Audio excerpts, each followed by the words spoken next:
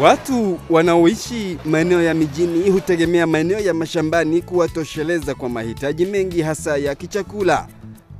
Ni kutokana na hali hii ambapo masomo mengi yenye nia ya kupunguza utumwa huu yamekuwa yakiendeshwa kwa wakazi wa maeneo ya mijini ili waweze kukidhi baadhi ya mahitaji yao ya vyakula. Francis Wachira huendesha kilimo kama hiki katika maeneo ya mjini na amepata faida kuu kutokana na shinikizo hili lake. Mimi huwa nashughulika na mambo ya shamba na huwa nashughulika na mambo ya wanyama. Hivyo ni kusema tuko nazo boga hasa za kienyeji, tuko na herbs kama dilu, minti, boga hizo zote zile za kienyeji, managu, sageti hizo zote. Alafu ukija wanyama, tuko na kuku wa kienyeji, tuko na ile inaitwa guinea pig ama kanyuru kwa Kikuyu, alafu tuko na sugura. Na sasa tumeanza mradi ingine ya mbuzi ambao imepiki vizuri sana juu ya maziwa yake. Miongoni mwa miradi ambayo imeweza kuwanufaisha wana mijini ni ufugaji wa mbuzi wa maziwa. Sawia na ng'ombe wa maziwa, hata mbuzi wa maziwa huhitaji utunzaji wa busara ili kufaulu. Tunaambia watu wale wako Nairobi, wale wako town wanasema siwezi nikaweka ng'ombe. Hii ni mradi ambayo inawafaa. Katika mataifa yaliyoendelea, sekta hii ya ufugaji imeendelea sana na hata mbuzi hukamuliwa kwa mashine kutokana na uwezo wake wa kutoa maziwa mengi tena ya hali ya juu. Viwanda vya kutengeneza bidhaa zinazotokana na maziwa ya mbuzi vinaendesha biashara ya hali ya juu ambayo hata nasi tunaweza kujivunia. Soko letu ni kuu na hivyo tukilichangamkia tutakuwa mfano wa kuigwa na wengi. Ufugaji wa mbuzi wa maziwa hauhitaji mtaji mkubwa na mtu anaweza hata kuanza na mbuzi mmoja kisha akaendeleza kizazi chake kwa utaratibu. Hili ndilo analotufahamisha mkulima Wachira anayefugia mbuzi wake eneo hili la Makadara hapa mjini Nairobi. Hii siku anafikiria ati itakuja kuwa project. Mimi nilianza na mbuzi moja. Na hiyo mbuzi nilinunua Ruai na ile hiyo ilikuwa ni kabuzi ile ya kufungwa na kamba. Kwa hivyo hii ni kilimo ambao inahusika na wale watu wanasema hawana mashamba na wale wako na mashamba. Kwa sababu mbuzi anatumia kaspesi kadogo, anahitaji tu futi 4 kwa futi 4. Na hakuna mtu anaweza kusema ako hapa town hana hiyo. Hata kama unakaa kwa gorofa, unaweza jegea kabuzi yako ikae kwa kona moja. Charles Wadovio na bibie wamekuwa katika ufugaji huu vile kwa zaidi ya miaka 7 sasa. Wanaendesha kilimo chao katika eneo la Ongata Rongai ambapo pia ni maeneo ya mjini. Wao wanatufahamisha kuwa wamejiunga katika kikundi na nia yao ni kutoa maziwa ya mbuzi pekee. Tunao wakulima ambao wanahusika katika hiki kilimo. Tumeungana pamoja katika eneo hili na kwa taifa ujumla, si kwa eneo peke yake. Tunashirikiana na wakulima wengine kutoka sehemu zote za taifa. Hapa nchini mbuzi wa maziwa wanaofugwa ni pamoja na Toggenburg, Saanen, Alpines na pia Anglo-Nubian. Toggenburg ni aina ya mbuzi wa maziwa ambayo asili yake ni Uswizi. Huyu ndiye mbuzi wa maziwa wa zamani zaidi kuliko wote hapa nchini. Toggenburg ana rangi ya hudhurungi na mstari mweupe kwenye uso wake, miguu na pia kwenye mkia. Mbuzi kiume wa aina hii huweza kufikisha hadi kilo 75 huku jike wa familia hii wakifikisha kilo 55. Mbuzi wa Alpine wanafahamika kuasisi katika mataifa ya Ujerumani, Ufaransa na pia Uingereza. Ni mbuzi wenye uwezo wa kustahimili hali ya anga tofauti hasa hapa Afrika Mashariki. Wanatofautishwa na rangi yao ya hudhurungi na mlia mweusi kwenye uti wa mgongo na pia mabegani. Alpine wa kiume ana uzani wa kilo 65 huku wa kike akifikisha hadi kilo 60. Mbuzi wa Saanen anatambulika kwa urahisi kwa vile rangi yake ni nyeupe. Wengine huwa na madoa meusi kwa mapua na kiwele. Hawana pembe na masikio yake yanaelekea mbele. Wanatoa maziwa kidogo kuliko Toggenburg na pia Alpines. Saanen wa kiume ana uzani wa kilo 75 huku mbuzi jike akifikisha uzani wa kilo 50 hadi 60. Mkulima Helen anatufahamisha aina ya mbuzi wanaofuga katika eneo hili la Rongai ambapo yeye na mumewe wamekumbatia biashara ya maziwa ya mbuzi. Niko na aina 4 za mbuzi. Niko na Toggenburg, niko na German Alpine, niko na British Alpine na niko na French Alpine. Nao mbuzi wote ni wa maziwa. Na mbuzi moja kwa siku ananipatia at least 3 liters of milk. Miongoni mwa mifugo hawa wake kuna wanaokamuliwa na wengine wenye mimba, na pia kuna wengine ambao wamezaliwa hivi karibuni. Okay, niko na mbuzi 13 wale wanakamuliwa, wakukamuliwa. Niko na watoto wandogo kama 3 na niko na wengine wandogo 5. So mbuzi wangu wote ni kama 20. Manufaa ya kufuga mbuzi wa maziwa ni mengi. Moja yapo ya manufaa haya ni eneo dogo la kuwafugia linalohitajika ikilinganishwa na ufugaji wa ng'ombe. Mengineyo ni pamoja na kiwango kidogo cha chakula na maji wanachotumia mbuzi, pamoja na urahisi wa kujenga nyumba za kuwafugia. Kwa jumla, ufugaji wa mbuzi wa maziwa hugharimu pesa kidogo kuliko ng'ombe wa maziwa. Ukulima wa mbuzi ni ukulima ambayo unaweza kufanyiwa na yoyote, mradi tu uwe na kasehemu tu kidogo, kwa sababu mbuzi si lazima ahitaji sehemu kubwa ya kutembea. Ni ukulima ambao tunafanya kwa muundo wa zero grazing. Hiyo ni kumaanisha kwamba popote katika hili taifa, ukiwa tu na kasehemu kadogo tu, hata kama ni kwa boma yako, unaweza kufuga mbuzi wako kama ni 2, 5, 10, 20, hata 100. Wataalamu wa lishe wanashauri utumiaji wa maziwa ya mbuzi kwa sababu yana viungo muhimu mwilini. Vituo vya afya pia huwashauri wagonjwa wanaougua maradhi tofauti kutumia maziwa ya mbuzi. Tulikuwa na mbuzi wawili, tulikuwa tunatumia kama maziwa ya kwetu hapa kabla tujaanza ikiwa kama biashara. Mtoto wetu alikuwa na shida ya asthma na maziwa ilimsaidia sana, so I used to have the 2 goats na tulikuwa tunatumia hiyo maziwa hapa nyumbani.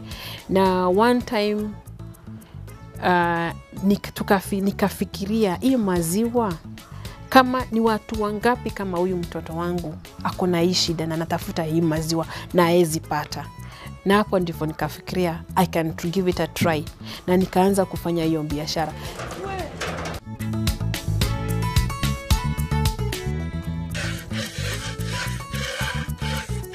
Katika maeneo ambapo watu hudhamini maziwa ya mbuzi, bei ya bidhaa hii imekuwa ikiongezeka kila uchao na wengi wanayatumia kwa sababu za kiafya. Bei yake huwa kati ya shilingi 100 hadi shilingi 200 kwa lita.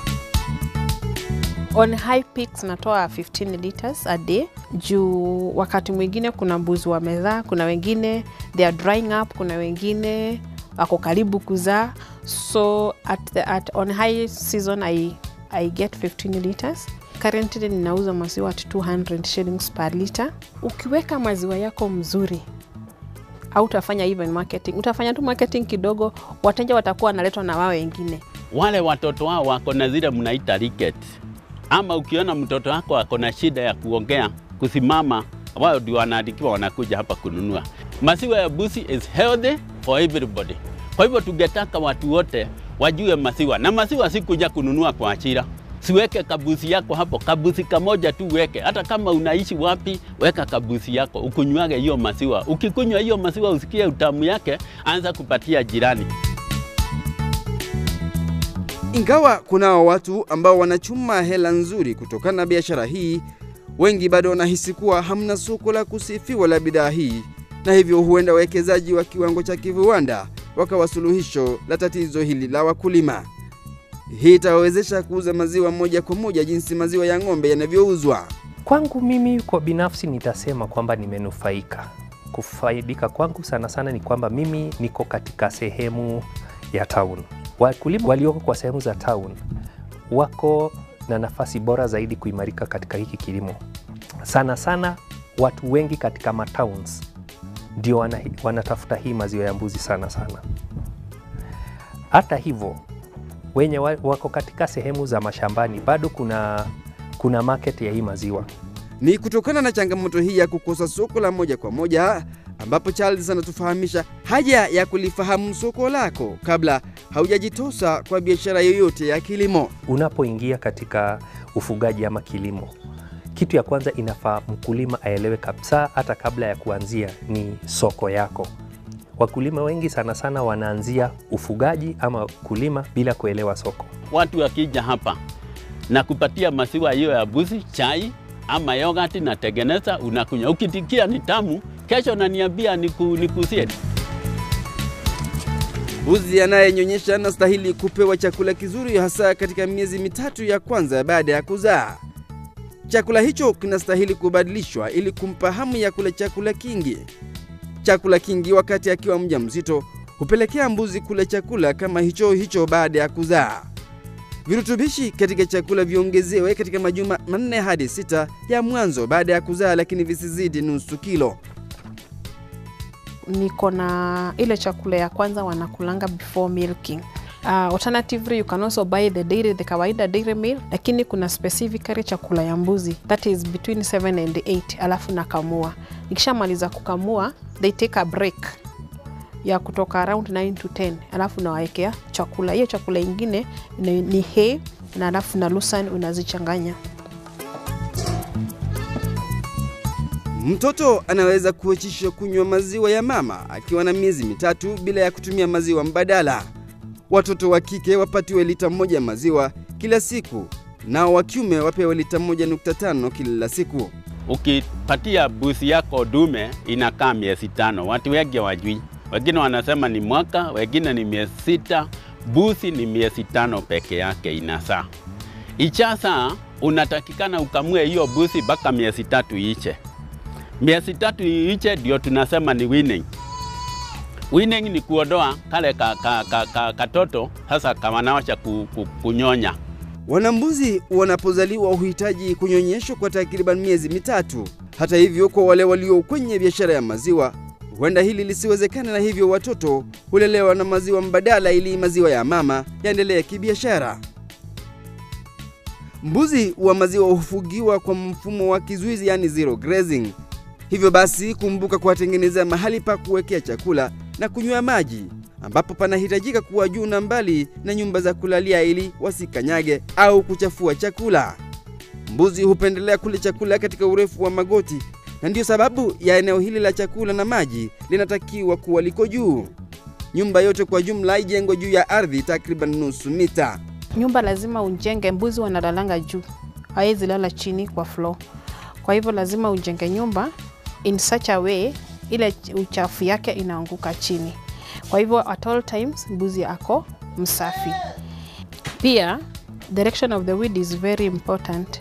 Juu ukikosa kujenga hiyo nyumba vizuri utakuwa na some other challenges kama magonjwa itakusumbua.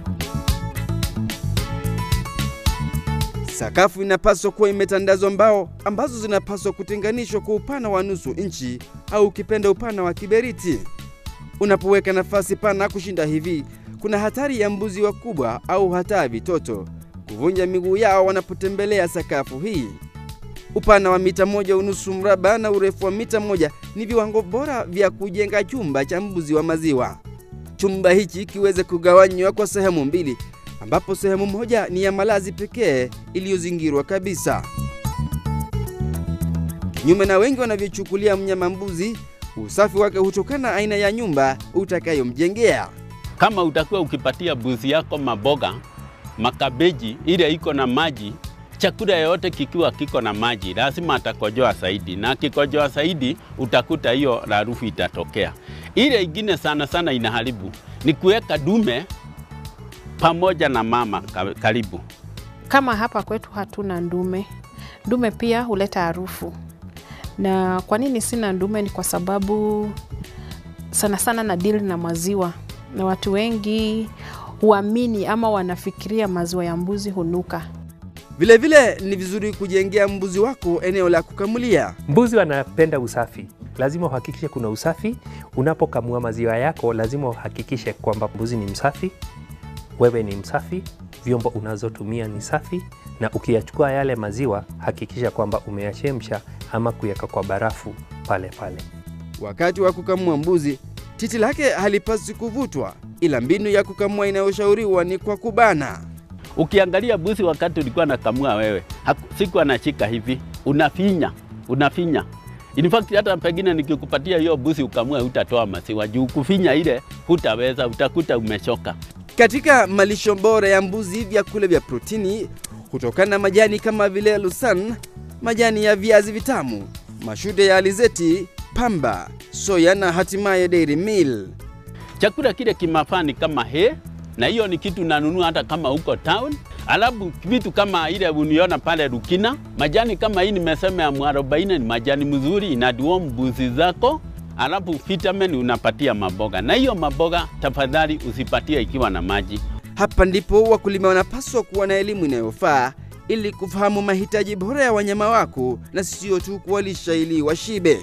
Mbuzi wa maziwa si sawa na mbuzi wenye tunaita wa kienyeji. Pale lazima ujue kwenye chakula yako utapata na ujue bei.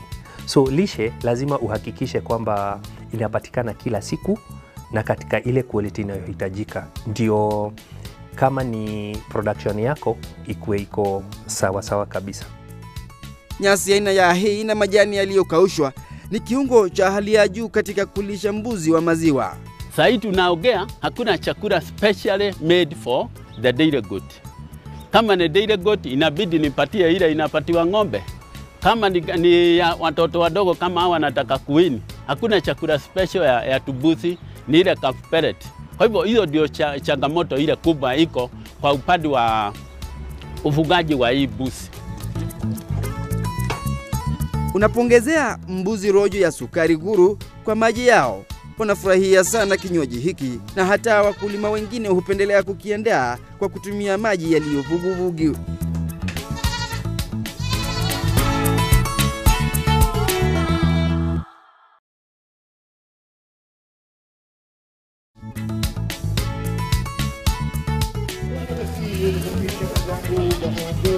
Unaweza kubadilisha mbuzi wako wa kienyeji hadi kufikia kiwango hiki cha maziwa.